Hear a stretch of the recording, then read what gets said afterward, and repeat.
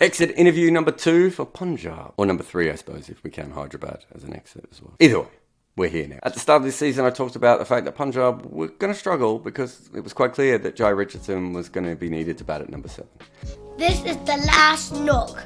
My dad refuses to tell me what this means.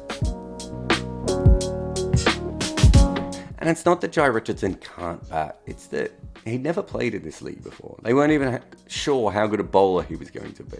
And he's not a number 7 really in his career. He can hold a bat. But if you're relying on him to be a number 7 in a T20 tournament that is the biggest in the world, and he's new to the competition, and he's not that good at batting, it's not a good sign. All this means that they knew that there was a horrendous hole in the center of this team as they started, and they were trying to plug it up in the most awkward way possible. But I want to focus on a couple of other things when it comes to selection. I truly believe that we spend way too much time actually talking about selection in cricket. And I know why we do it, but realistically, the top 8 players usually sort of do most of the damage anyway. The last 3 that you pick don't do as much because they're not as good. That's why they're the last 3 that you pick. But there was a couple of times this year where things just didn't make sense. Let's start with Ravi Bishnoi. He bowled really well in the UAE. His numbers weren't exceptional in his first season, but they were good. He clearly was a above average local spinner. And he didn't start this year.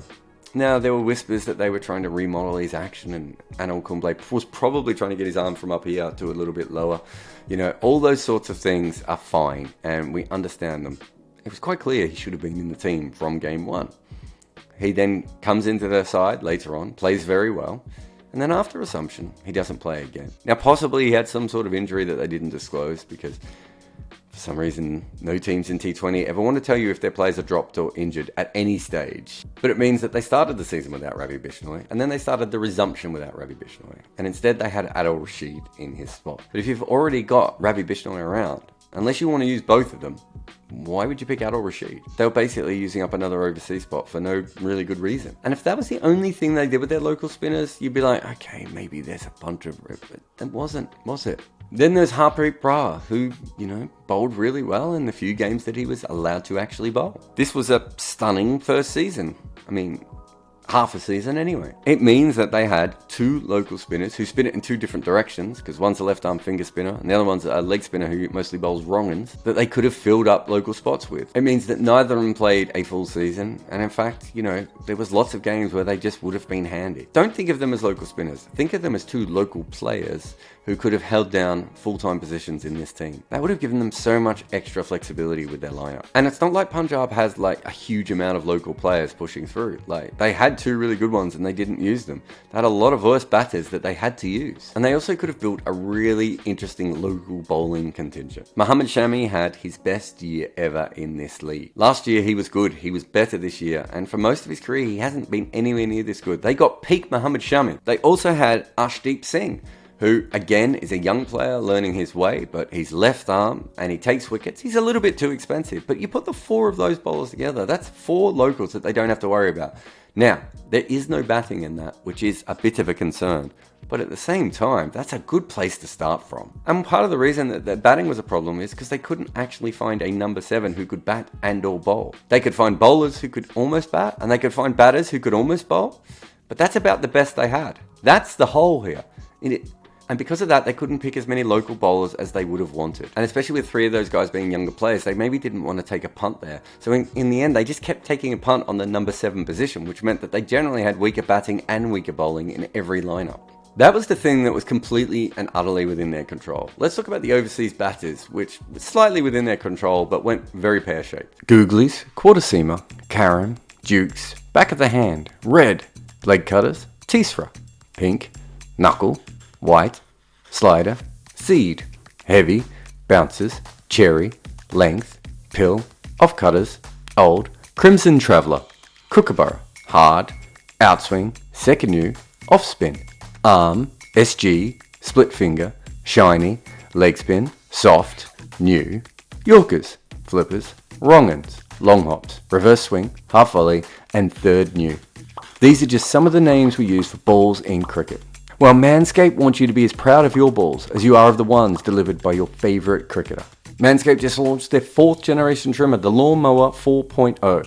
Join over 2 million men worldwide who trust Manscaped with this exclusive offer. 20% off and free worldwide shipping. Insert the code REDINKA at manscaped.com. I've actually used this, not just something that I'm hawking for fun, and I gotta admit, I thought it was a bit silly, and then I went down there, and it was exceptional. I honestly feel I could bowl outswing with one nut and inswing with the other.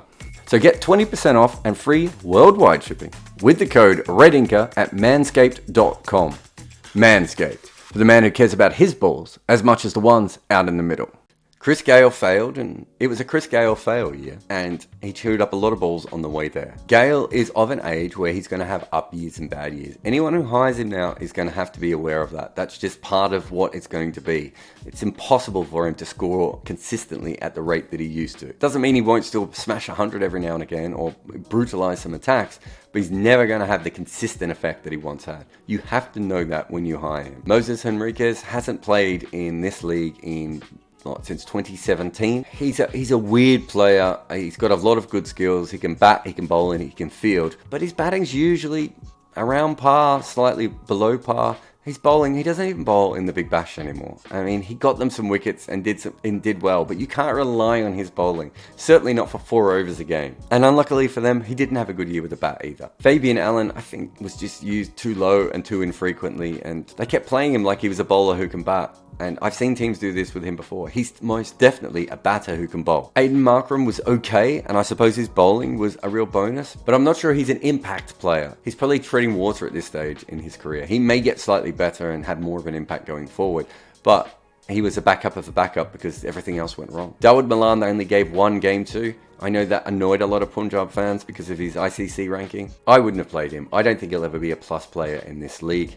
But as a backup, I think he's a very good player, and he came in as a backup, but unfortunately didn't come back after the resumption. And then there's Nicholas Pooran, who is fighting Owen Morgan as the absolute worst season for an overseas player this year. If you pick players like Gayle and Pooran, Gayle at his age and Pooran with his style, you're going to have to take the good years with the bad years. Remember, Pooran for 2 years absolutely gunned this league. He was incredible. But if you're a number 4 or a number 5, and you're trying to hit 4s and 6s early on in your innings with all the fielders out, you're probably going to have years where you're low scoring unless you're AB de Villiers. And we've seen the exact same thing with Glenn Maxwell. You can't find other players out there like Glenn Maxwell and Nicholas Pooran, right?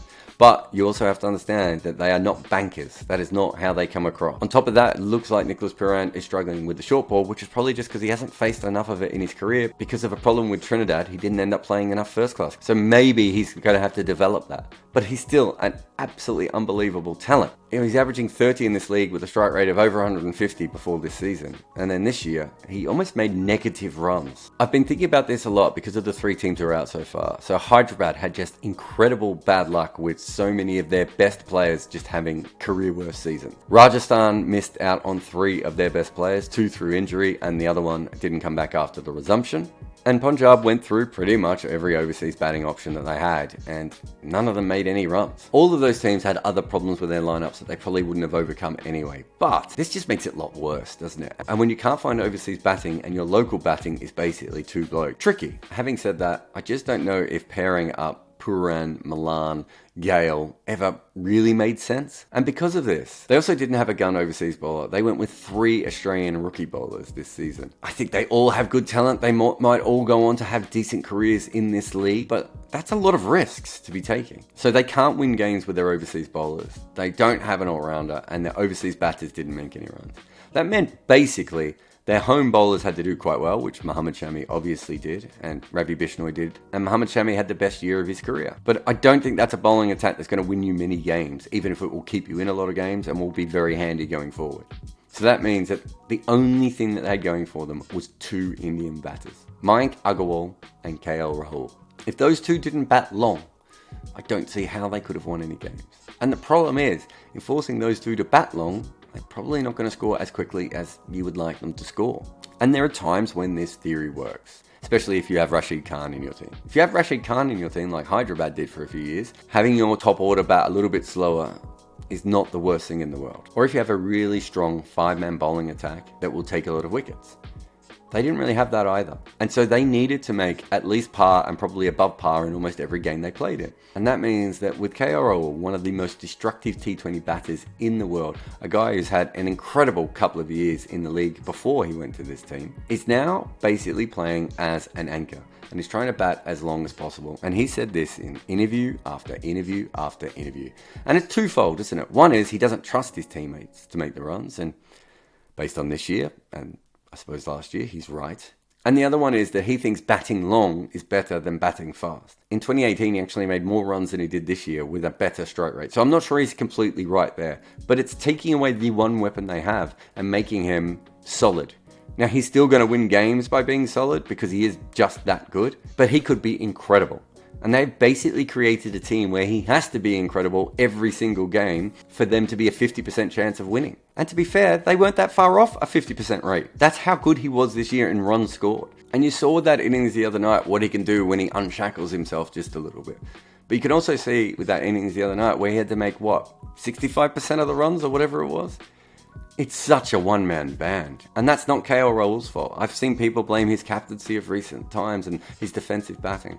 He's playing the way he is because there's no proper team around him. They didn't back the local players that they actually had. Their overseas players don't make any sense, whether it be their batters or their bowlers. This is a poor team, and it's been a poor team for quite some time. So their biggest weapon is muted by their own surroundings, their own makings. And think about this, as good as KL Rahul was to get them this close to the finals, they still ended this season with Chris Jordan batting at number 7. They went from Jai to Jordan, which is to go absolutely nowhere at all. And the thing I keep thinking is, if KL Rahul's like, why would I want to play here anymore? What on earth is this franchise going to do without him?